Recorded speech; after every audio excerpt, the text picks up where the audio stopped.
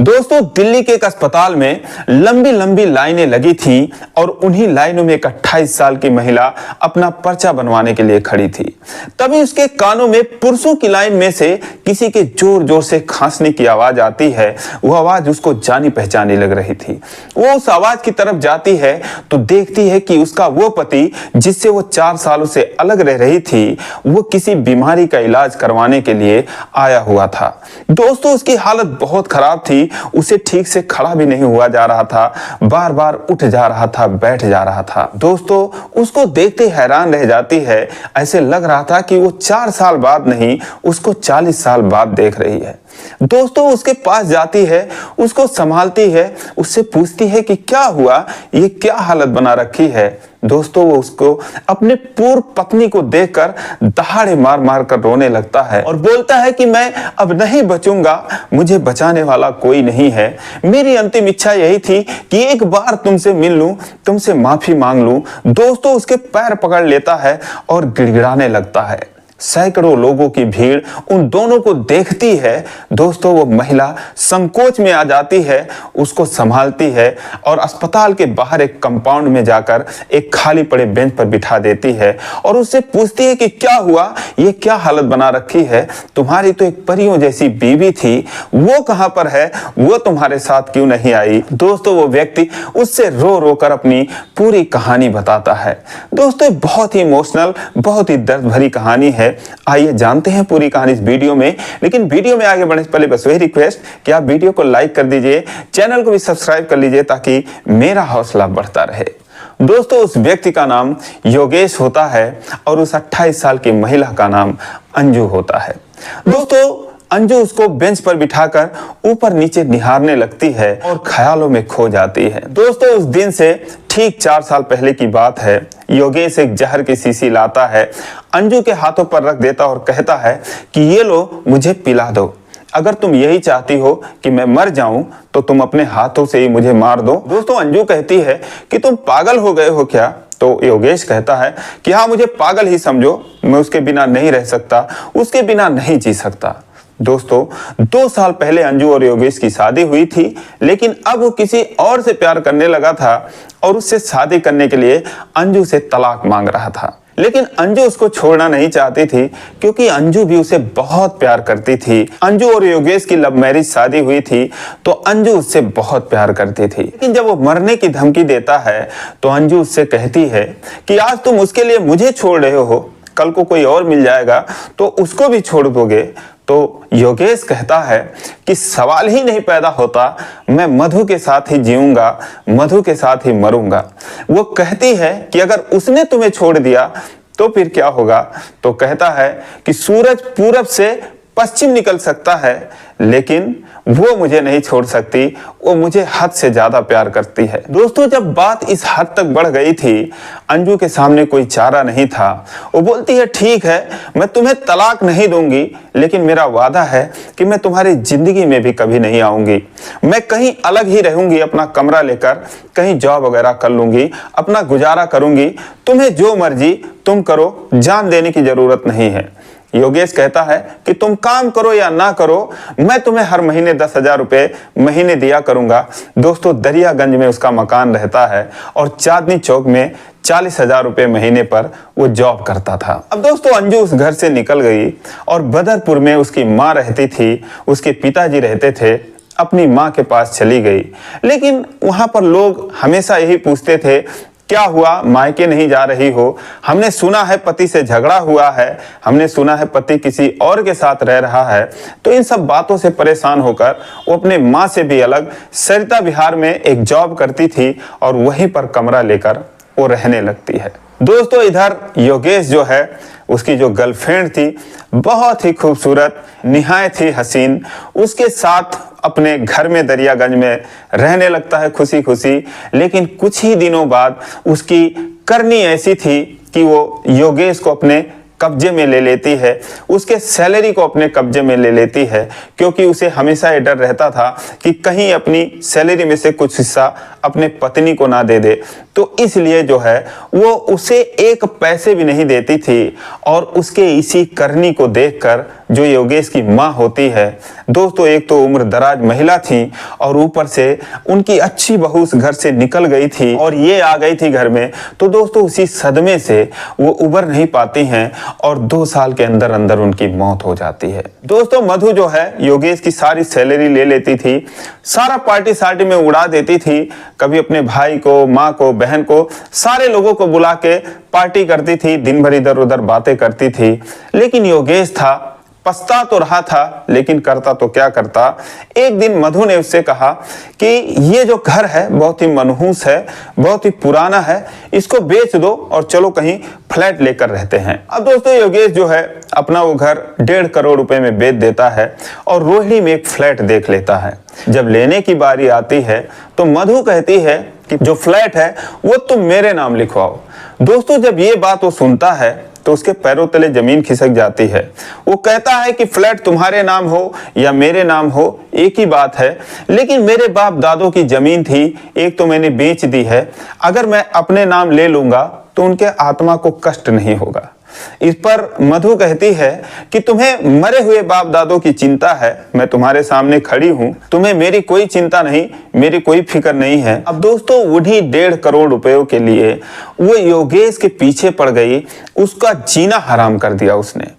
जब काफी मशक्कत हुई, जब वो जान गई कि फ्लैट मेरे नाम ये नहीं लेगा, तो उसने कहा चलो ठीक है, मुझे आधा पैसे दे दो, तुम अपना अलग ले लो, मैं अपना अलग ले लेती हूँ। दोस्तों उसे दिन रात प्रताड़ित करने लगी और एक दिन उसने कहा कि मैं पंखे से लटक कर अपनी जान दे दूंगी, तुम्हें फंसा दूंगी, नहीं तो तुम मुझे आधा पैसा दे दो। मधु जो है उसके सामने मरने की धमकी दे रही थी।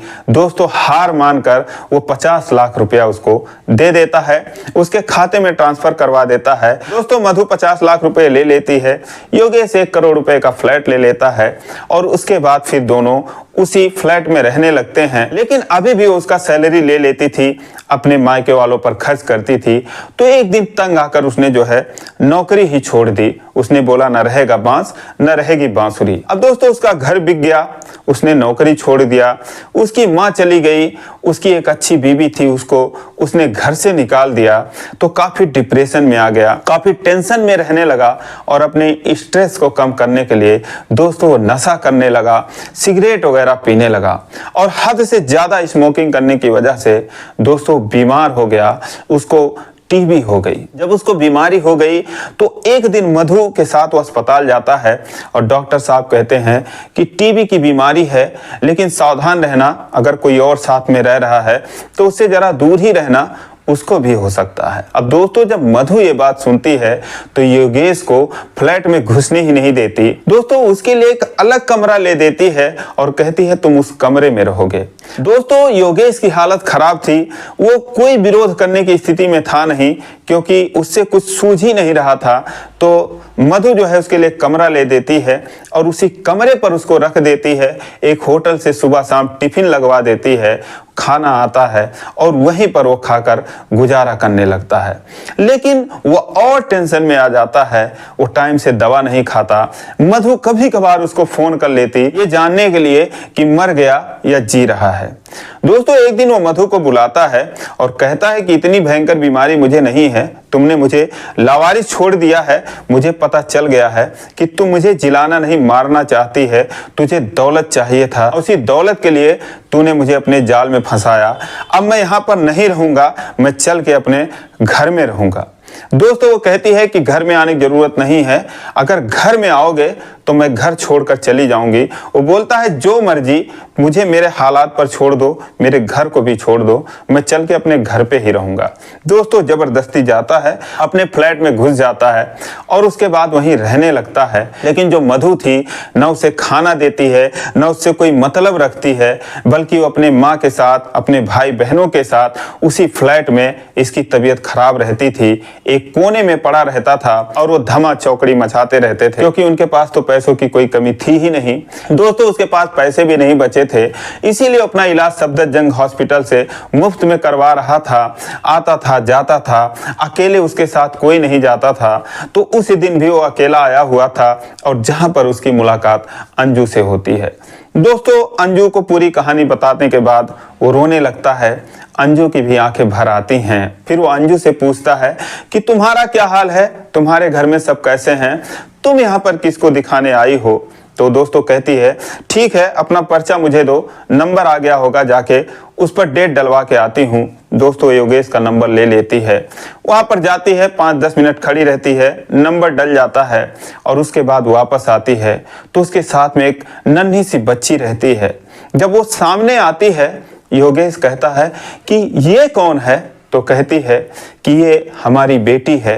तुमसे अलग होने के 1 महीने बाद मुझे पता चला कि मैं माँ बनने वाली हूँ, तो ये हमारी बच्ची है। अगर ये नहीं होती तो तुम जहर की शीशी जो दिए थे आज भी मेरे पास पड़ा हुआ है, मैं उसको पी के अब तक मर चुकी होती। दोस्तों वो रोने लगता है उस बच्ची को देखकर, उसका हाथ पकड़ लेता है, उसको खींचकर अपने सीने से चिपका लेता है और बोलता है मैं इतना अभागा बाप हूँ, मेरी बेटी इतनी बड़ी हो गई, मैं आज देख रहा हूँ। उसके बालों को सहलाने लगता है, लेकिन तभी उसे ख्याल आता है कि उसको बीमारी है, उससे दूर कर देता है और बोलता है कि मैं कितना अभागा हूँ, अपने बच्चे का एक किस भी नहीं ले सकता। फिर वो अंजू से कहता है कि तुमने बताया क्यों नहीं। तो अंजू कहती है कि तुम मेरे पास कभी आए, 10,000 रुपए देने का वादा किए थे, 10 रुपए भी कभी तुम दिए? ये नहीं सोचा मैं जी रही हूं या मर रही हूं, लाके तुमने जहर थमा दिया मुझे कि मुझे पिला दो। ये नहीं सोचा कि मैं तुमसे कितना प्यार करती थी, ये नहीं सोचा कि तुमसे अलग रहकर मैं कैसे जीऊंगी। अगर मेरे माँ नहीं होते, मेरे बाप नहीं होते, तो आज मैं इस दुनिया में नहीं होती। ये मेरे पेट में थी, पैदा हुई तो इसके बचने की कोई उम्मीद नहीं थी। इसी अस्पताल में मैं 15 दिन बेड पर पड़ी रही और हमेशा तुम्हारा इंतजार करती रही। हमेशा यही लगता रहा कि तुम अभी आओगे, अभी आओगे, आ जाओगे, लेकिन तुम दिखाई नहीं दिए। तुम्हें नहीं पता कि मैं तुम्हें कितना मिस कर रही थी। दोस्तों उसका हाथ पकड़ लेती है, वही बैठ जाती है, रोने लगती है और कहती है कि तुमने ऐसा क्यों किया, क्या जरूरत पड़ी थी, मेरे में क्या कमी थी, मुझे क्यों छोड़ दिया। दोस्तों वो रोने लगती है, तभी वहां पर 2-4 लोग इकट्ठा हो जाते हैं और सोचते हैं अस्पताल है, लगता है कोई भयंकर बीमारी है, डॉक्टर ने जवाब दे दिया है, इसीलिए शायद ये रो रही है। कोई ढांढस बताता है, बोलता है कि बहन जी चुप हो जाओ, मत रो, ऊपर वाले पे भरोसा रखो, क्या कर सकती हो, जो करता है वही करता है। अब उन लोगों को क्या पता कि माजरा क्या है। दोस्तों थोड़ी देर बाद अंजू शांत होती है और कहती है कि चलो तुम्हारा नंबर आ गया होगा, चल के तुम्हें दिखा देती हूँ।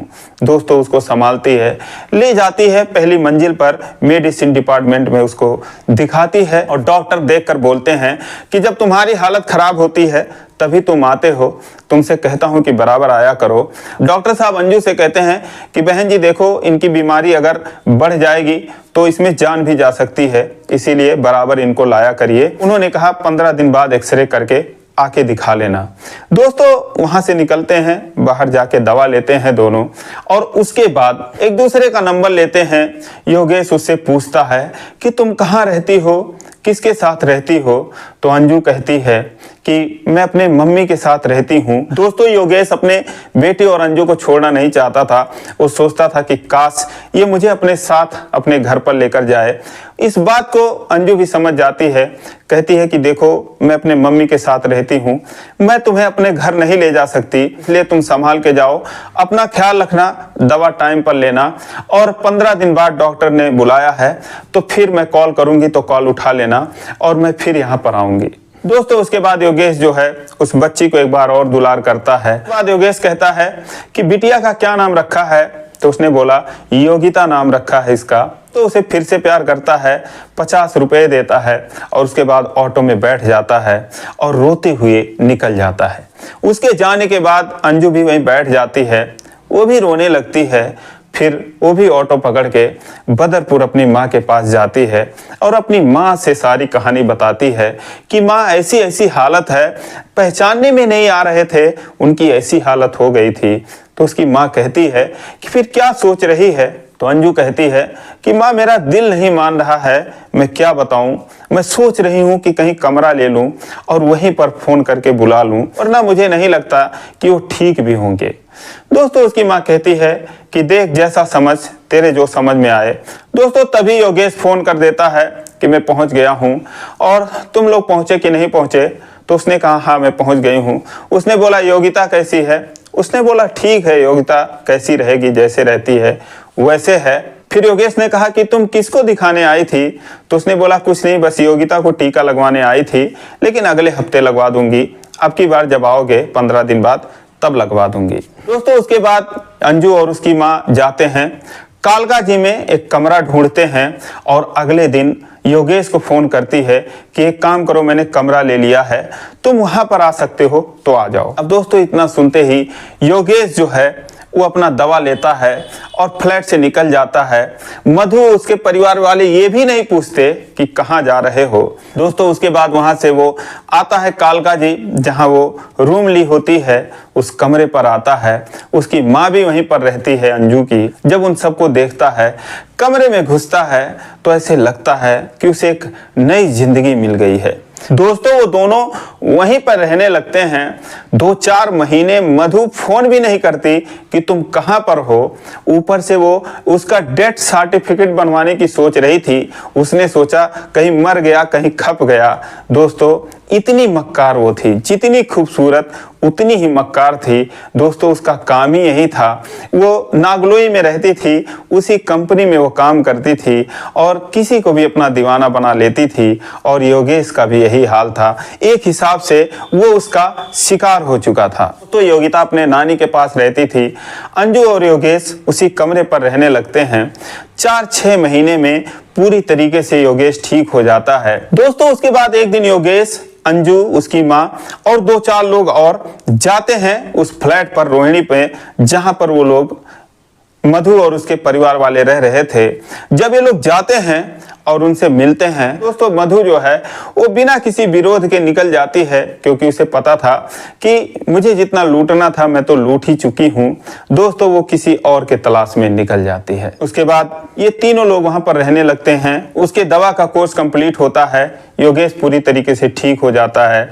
फिर से वो उसी कंपनी में काम करने लगता है जहां पर वो 40,000 रुपये महीने पे काम कर रहा था।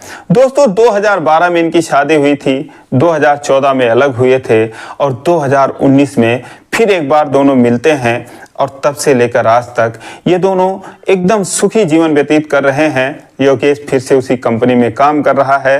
अंजू जो है घर संभालती है, बच्चे संभालती है, क्योंकि इस बीच उसको एक बेटा भी हुआ है। दोस्तों ये रही अंजू और योगेश की कहानी। आप लोगों को कैसी लगी कमेंट करके जरूर बताइए और जरा भी अच्छी लगी हो तो चैनल को सब्सक्राइब करिए। फिर मिलेंगे अगले वीडियो में, तब तक के लिए जय हिंद।